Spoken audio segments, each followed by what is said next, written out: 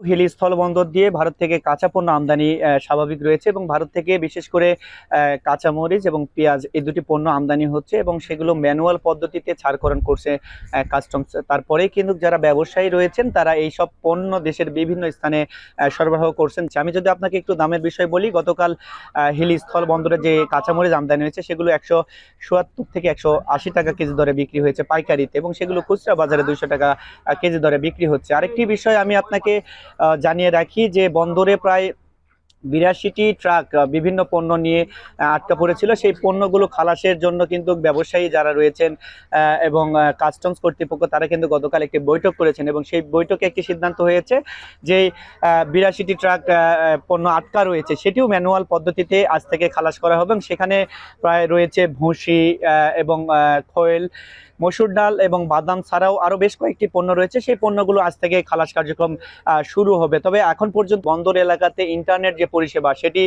চালু না হওয়ার কারণে অন্যান্য পণ্য আমদানিতেও এখনো জটিলতা রয়েছে এবং রপ্তানি ক্ষেত্রে একটা বাধা কিন্তু ব্যবসায়ীদেরকে হতে হচ্ছে। এই ছিল আমার কাছে হিলি স্থলবন্দর থেকে আমদানি রপ্তানি নিয়ে সর্বশেষ পরিস্থিতি।